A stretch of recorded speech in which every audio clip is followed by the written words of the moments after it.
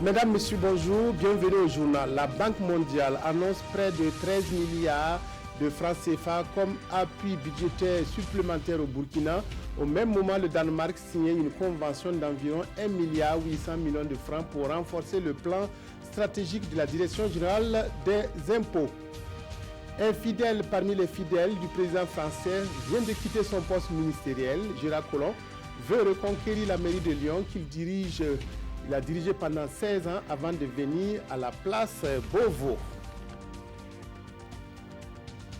Cela dit, la voie référendaire, voie idéale pour adopter la nouvelle constitution du Burkina. C'est la conviction du président du Faso qu'il a exprimée hier devant nos compatriotes vivant en Guinée, profitant de sa participation au 60e anniversaire de l'indépendance de la Guinée. Le chef de l'État a échangé avec les Burkinabés résidant dans ce pays, une occasion pour présenter à Roch Marc Christian Kaboré leurs préoccupations actuelles. Reportage de notre envoyé spécial Vincent Kendrebego.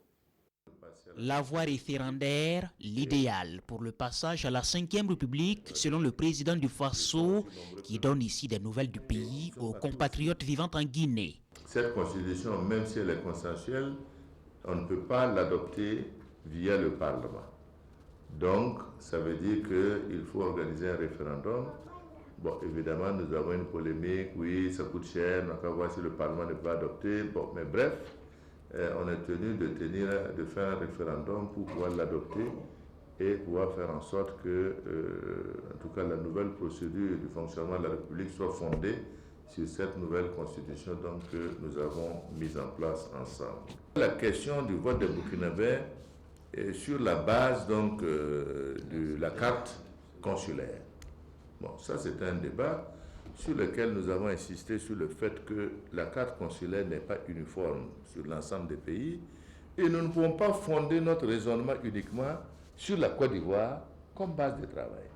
Parce que ça concerne aussi bien le Niger, ça concerne aussi bien le Gabon, ça concerne aussi bien ici, même s'il n'y a pas encore de représentation pour faire des concours consulaires, mais ça concerne un tas de pays dans le monde, je crois qu'il y a 11 ou 12 pays dans lesquels ces élections doivent se dérouler. Nous avons dit qu'il appartient à l'État de faire en sorte que nous puissions dépêcher l'ONU dans ces différents coins-là pour que les gens puissent avoir des pièces d'identité et que, comme tout Burkinabé, on doit avoir une égalité de chances dans le vote.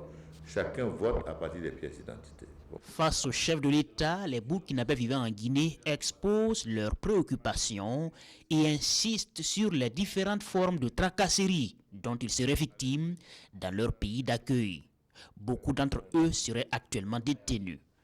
À l'écoute de l'ensemble des témoignages qui ont été faits ici, la question, en fait, pour moi, ne se pose plus en termes d'orpailleurs ou peut-être des problèmes de respect de la loi, mais ça se pose en termes de stigmatisation des Burkinabés en tant que tels, ce qui pose les problèmes autrement, puisque si finalement on est dans les règles, mais qu'on va vous demander où sommes-nous, comme je dis, tout ce que nous faisons, CEDEAO, tout ce que nous parlons sur le panafricanisme, il faut mettre ça à l'eau, ça ne correspond à rien du tout.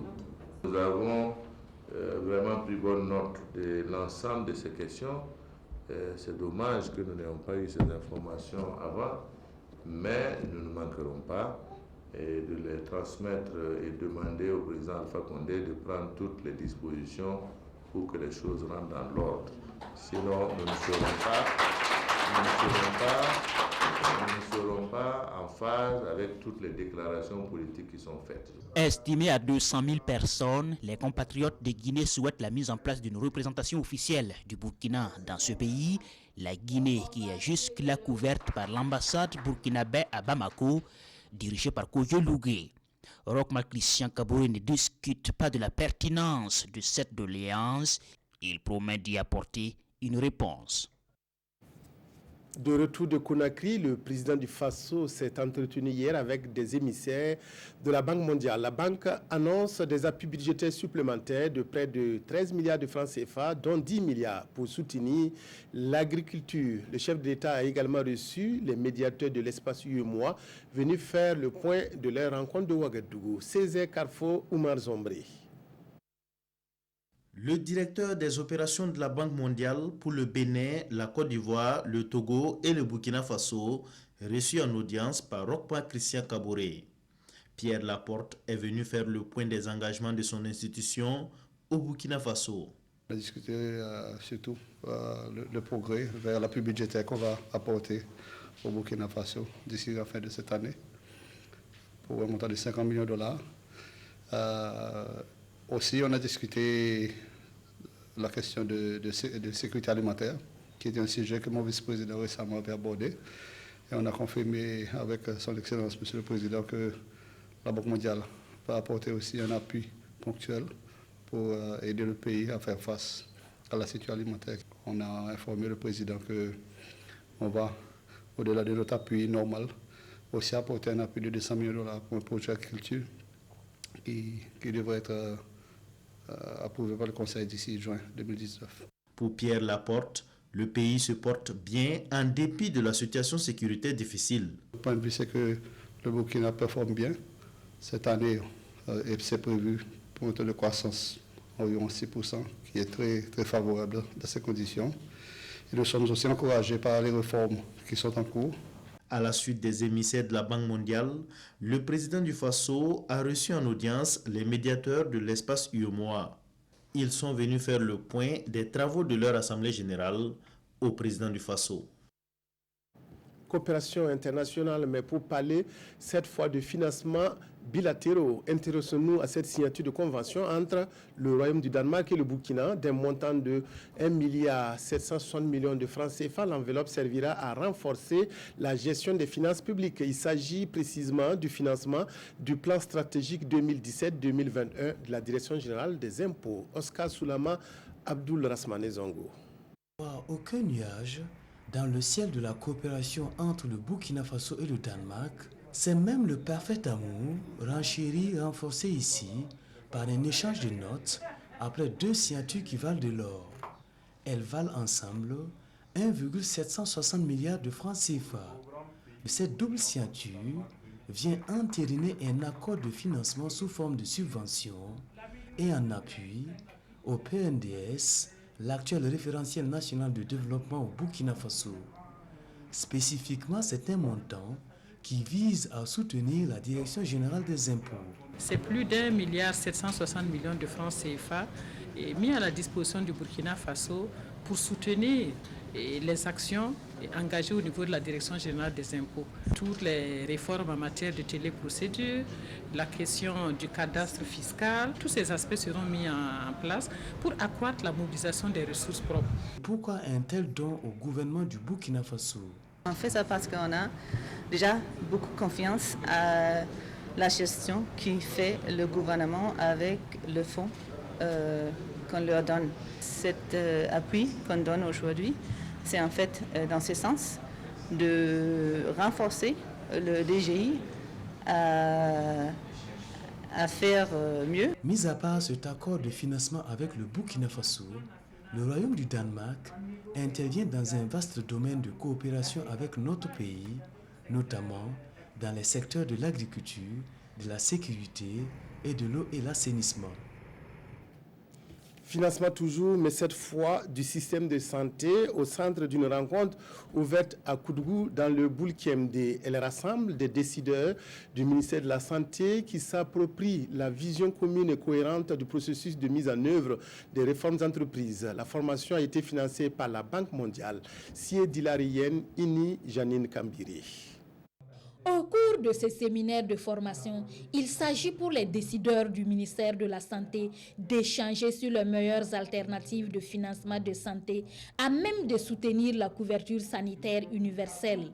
Ils se pencheront également sur le dispositif d'organisation des prestations permettant de garantir un bon rapport qualité-prix des soins de santé.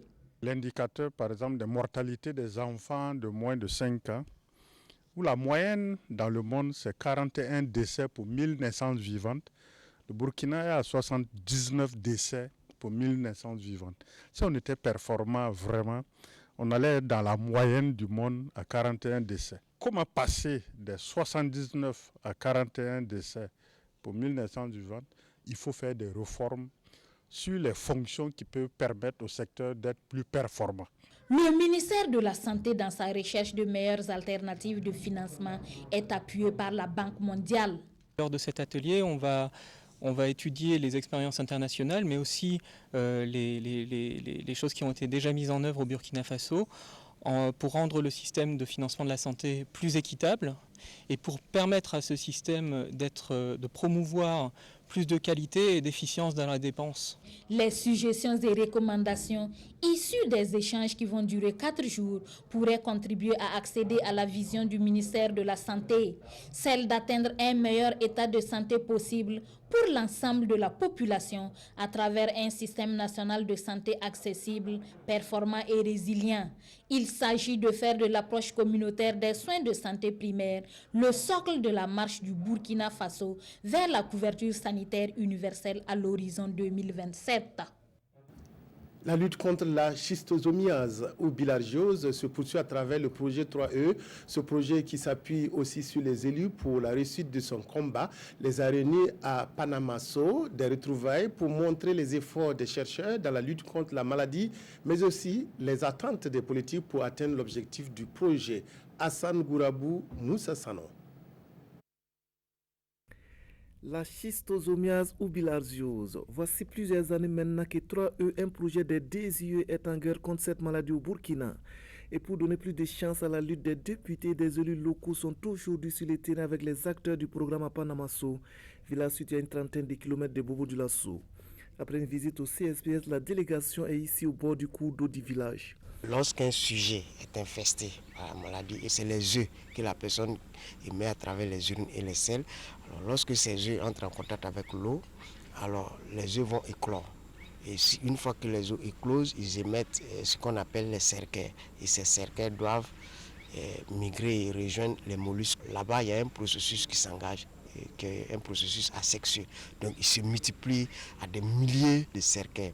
Ce sont ces cercaires qui nagent dans l'eau et en contact avec l'homme transmettent. Ici, les parlementaires et les élus locaux découvrent cette station un outil important dans la lutte contre la schistosomiase. Avec un bilan hydrologique, on est capable justement de comprendre comment l'eau va se redistribuer et prédire avec des outils développés, hyper performants, et comment le cours d'eau va se comporter. Ici, les acteurs du programme présentent aux élus et aux populations les résultats de ces actions de lutte contre la schistosomiase, notamment à Panamasso, le taux de prévalence est actuellement de 25%.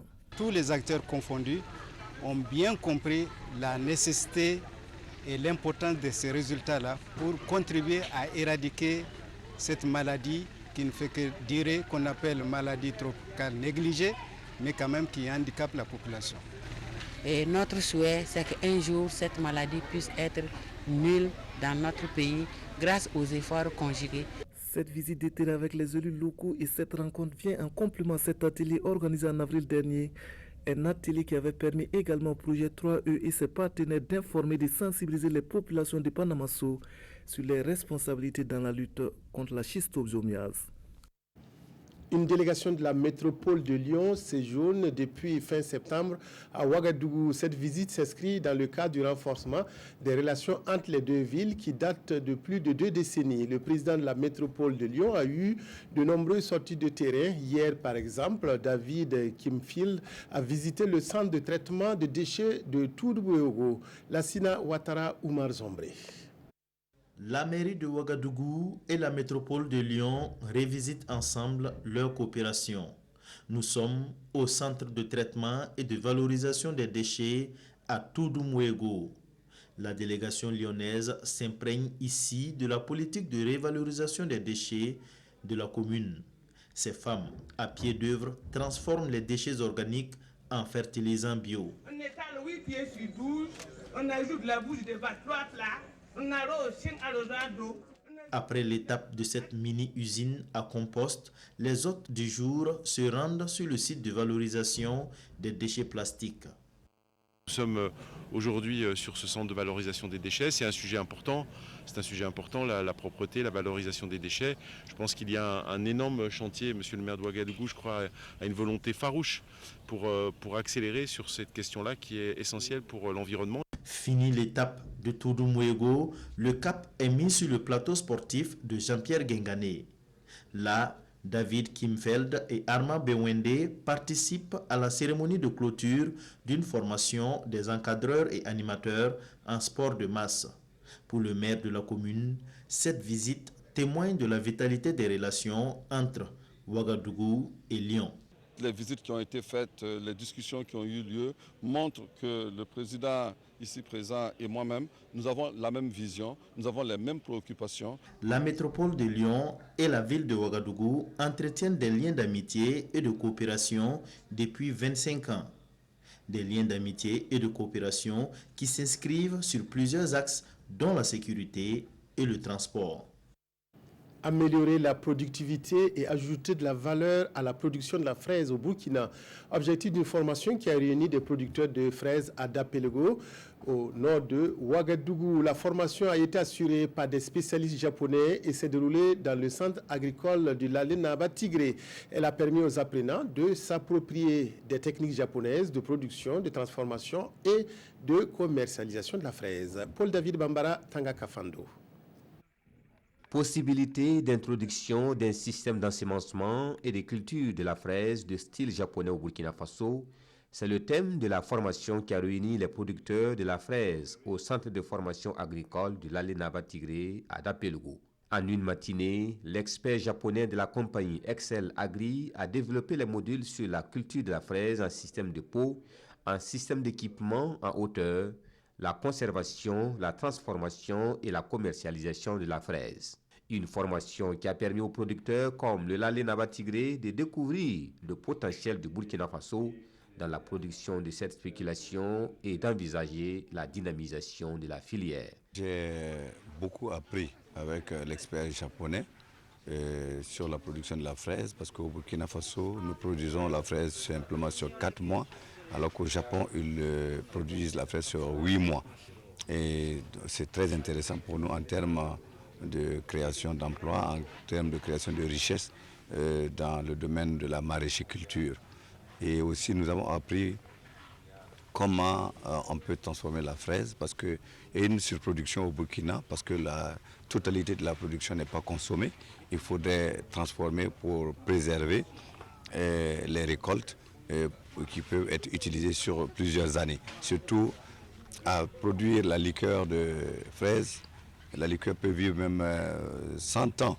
Le Japon possède une expérience presque centenaire dans la production de la fraise, une expérience qu'il compte partager avec le Burkina Faso à travers la JICA, dans le but de rendre la filière plus porteuse. La formation se poursuit sur les champs d'expérimentation avant de se donner rendez-vous en janvier prochain pour la deuxième étape.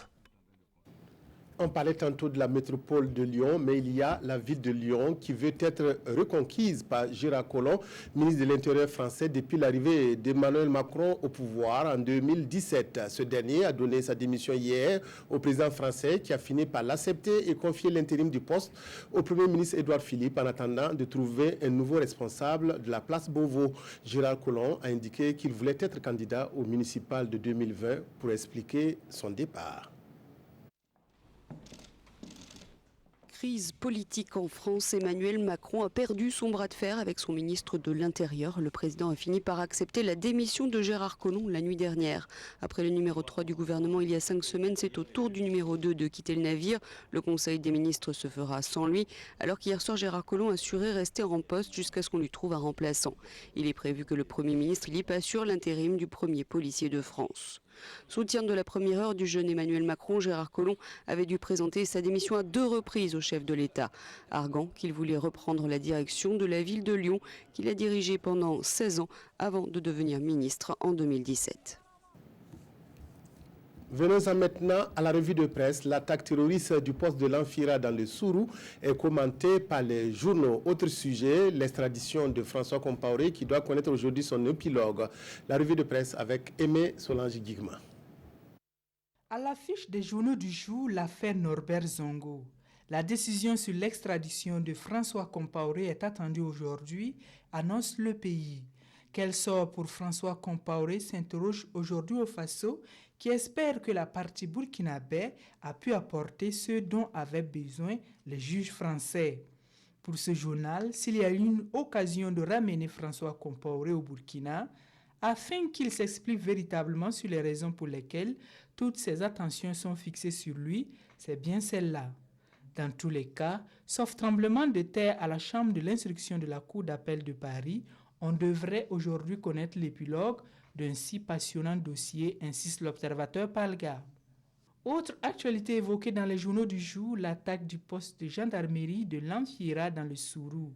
Bilan, 3 gendarmes blessés et d'importants dégâts matériels, note le quotidien. Des opérations militaires auront lieu incessamment, rassure dans ce journal le nouveau commandant du G5 Sahel, le général de division Ould Sidi, qui a par ailleurs expliqué sa vision au ministre burkinabé de la Défense dans le journal Le Pays. Quand le Burkina va-t-il mettre fin aux différentes attaques terroristes, est-on tenté de se demander. Pour le général Oumarou Sadou, si la résilience nationale est forte, quelles que soient les actions de l'ennemi, la victoire sera certaine, lit-on dans Le Pays. C'est tout pour cette édition. Merci de votre aimable attention à la RTV. Excellent après-midi à toutes et à tous.